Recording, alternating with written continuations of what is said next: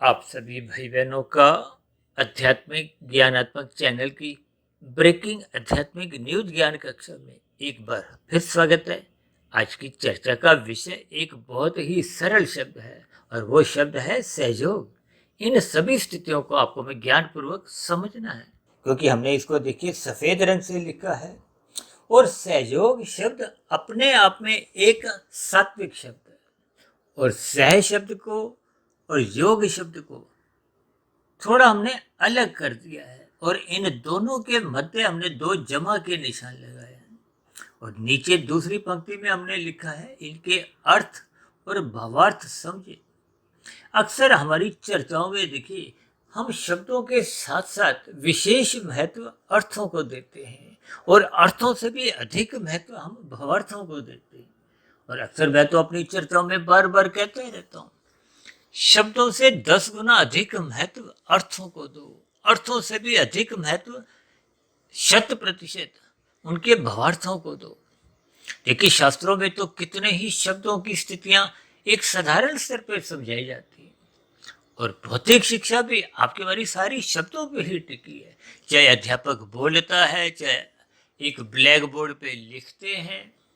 देखिए हम भी तो शब्दों को सुनते हैं कानों द्वारा, पढ़ते हैं आंखों द्वारा, चाहे कोई किताबें हों, कापियां हों।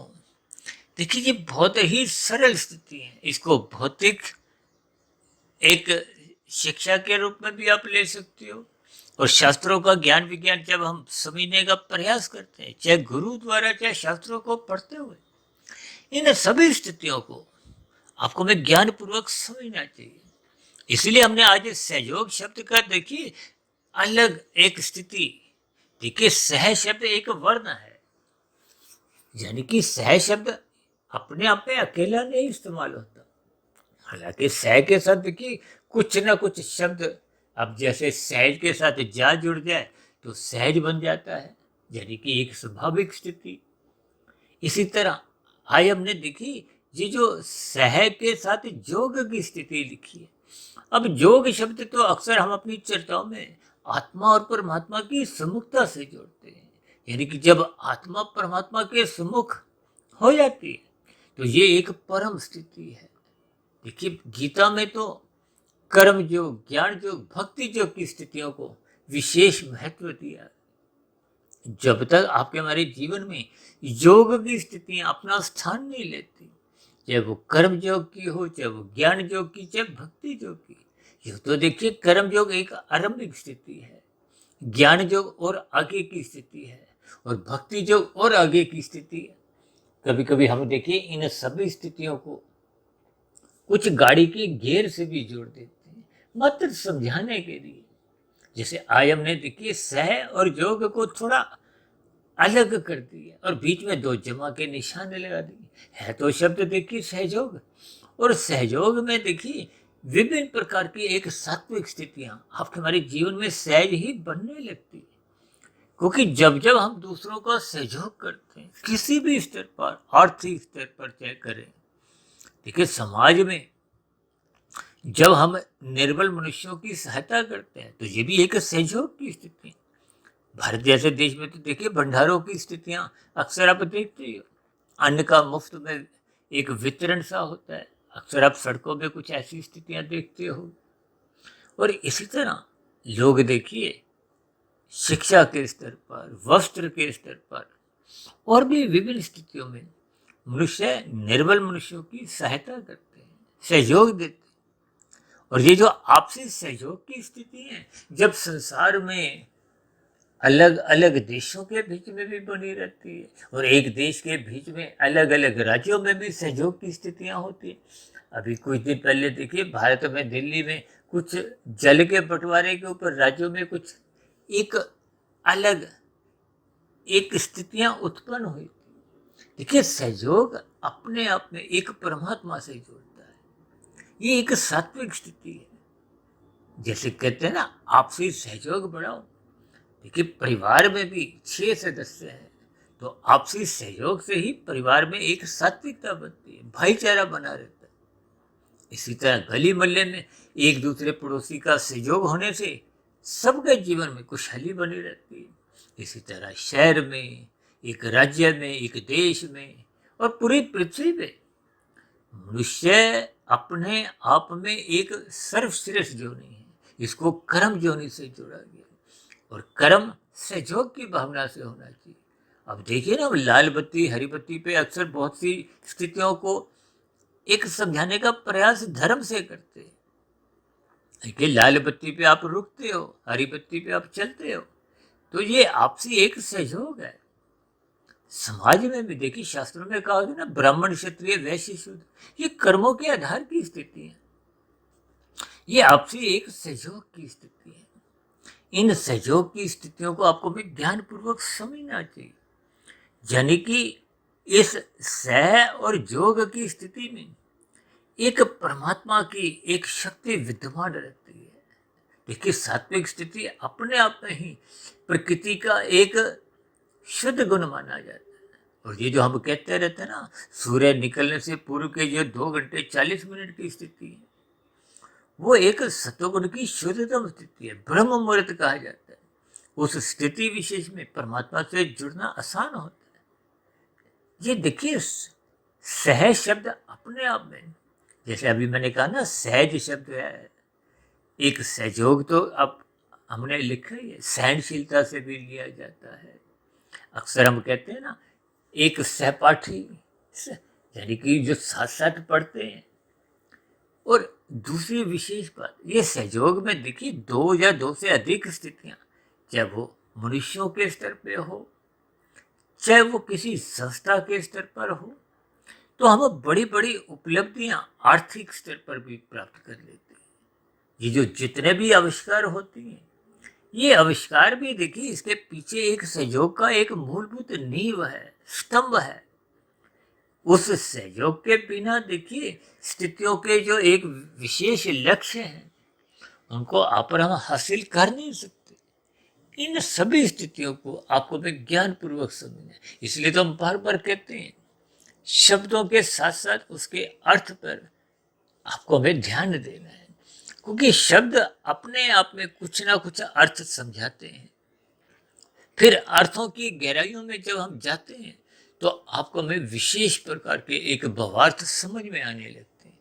यूँ तो देखिए, ग्रंथ जितने भी, अक्सर मैं गीता के ऊपर कहता रहता हूँ। वैसे तो मेरी देखिए, जो आज तक के लगभग 2500 के आसपास वीडियो जो हमने पिछले 5 सालों से अधिक समय से जो निरंतर प्रसारित करते आए हैं, जिनकी संख्या लगभग 2500 के आसपास होने जा रही है, तो ये सभी स्थितियां, ये परमात्मा का आशीर्वाद कहो, गुरुओं की कृपा कहो, आप भाई बहनों का सहयोग हो।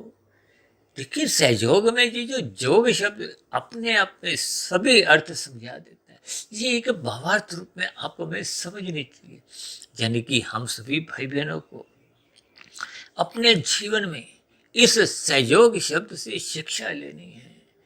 आपने सभी मनुष्यों की नहीं, प्रकृति के अन्य जीवों की, चाहे वो पशु हो। देखिए, अक्सर आप देखते हो ना, समाज में लोग कुत्तों को एक दूध पिलाते हैं, रोटी देते हैं, गाय को चारा देते हैं। ये विभिन्न स्थितियां आप पशुओं के स्तर पर देखते ही हो। बंदरों को लोग केले देते हैं, चने देते हैं। पक्षियों को विशेष रूप से आपने सड़कों पे, पार्कों में देखा होगा, लोग कबूतरों को मक्का देते हैं, बाजरा देते हैं, चिड़ियों को दाना डालते हैं, एक पेड़ पौधों को जल देते हैं। ये सभी स्थितियां सात्विक भाव से होती हैं, परोपकार के कार्य हैं। ये भी एक सहयोग है, परोपकार के कार्य को, सहयोग को, दान की प्रवृत्ति को। यानी कि इन सभी स्थितियों के बहुत ही गहरे अर्थ हैं, जिनको आप जैसे जैसे आप गहराइयों पे उतरते जाओगे, तो फिर शब्द भी समझ में आते हैं, उनके अर्थ भी समझ में आते हैं।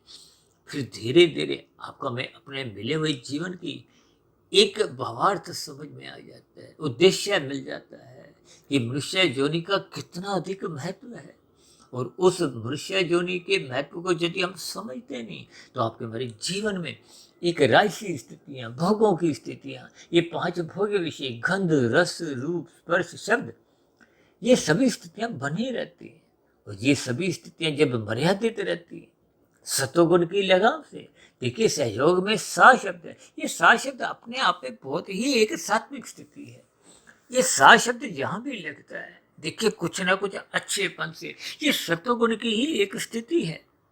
भी मुझे एक बात और ध्यान में आई, देखिए आपसे हमारे घरों में शादी के निमंत्रण आते हैं, कार्ड आते हैं, तो उसमें क्या लिखा होता है, सह परिवार, परिवार सहित सभी परिवार के सदस्यों ने आना है।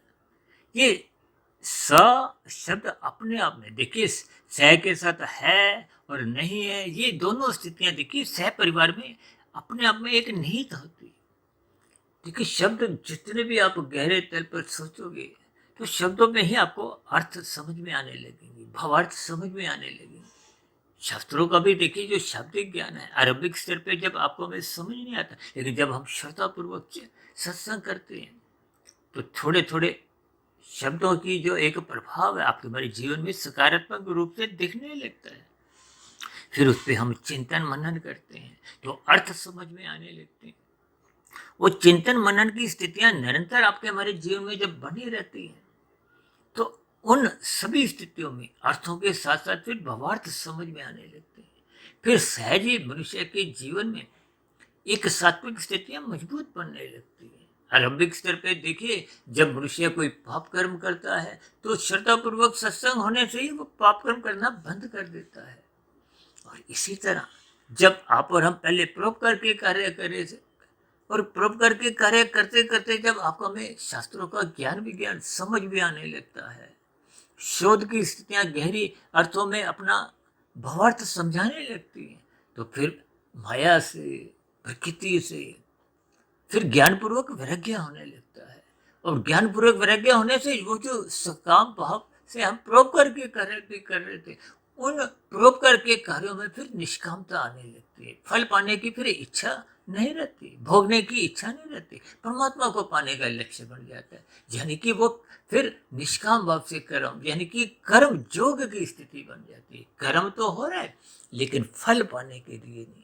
ये जो कर्म फल सिद्धांत की स्थितियों पर हम चर्चाएं करते रहते हैं, यानी कि ये सहयोग शब्द इसलिए मैंने आज देखिए सह शब्द के साथ दो जमा के निशान और साथ में योग की स्थितियां, योग का अभिप्राय आत्मा परमात्मा की सम्मुखता लगाओ, कर्म योग का योग लगाओ, ज्ञान योग का योग, भक्ति योग का योग, यानी कि इन सभी स्थितियों को आपने हमने ज्ञान पूर्वक समझना है। अपने जीवन में दूसरों के प्रति सदा ही एक साथी बन के सहयोग की स्थितियां देने के लिए करने के लिए सदा ही तत्पर रहना चाहिए। इन सभी स्थितियों को ज्ञानपूर्वक आप जैसे जैसे अपने जीवन में उतारते जाओगे तो आपका मेरा जीवन भौतिक स्तर पर सफल होता जाएगा और आध्यात्मिक स्तर पर सहज ही सार्थक होने लगेगा। सार्थक होने का अभिप्राय कारण शरीर में जब शुभ संस्कार बनते जाते हैं, जब शुभ संस्कार कारण शरीर में बनते जाते हैं तो आत्मा पे जो पहले अज्ञानता की स्थितियां थी वो सहज ही हटने लगती है, आत्मा मूल स्वरूप में लौटने लगती है। यानी आत्मा और परमात्मा का जो संबंध थोड़ा कमजोर पड़ गया था इस माया के कारण, इन भोगों के कारण, तो फिर वो पुनः संबंध स्थापित हो जाता है। जब हम आत्म स्वरूप स्थिति में, ज्ञान स्वरूप स्थिति में स्थित हो जाते हैं तो आपको हमें आनंद की झलकें भी मिलती हैं और फिर कभी आपका हमारा ज्ञान आवृत नहीं होता। इसलिए हम सभी भाई बहनों को इस आज की वीडियो के नाम से, रंग से, इस जमा की स्थिति से यानी कि सहयोग की स्थिति को बढ़ाते जाना होगा, क्योंकि ये बढ़ते बढ़ते ही परमात्मा की प्राप्ति कराने में सहयोग शब्द ही आपके हमारे जीवन को एक ऊंचाइयों पे ले जाता है। तो ऐसी सभी ऊंचाइयों की स्थितियां, मोक्ष की स्थितियां, मायातीत की स्थितियां, परमात्मा को पाने की स्थितियां हम सबके जीवन में क्रमशः बनना आरंभ हो।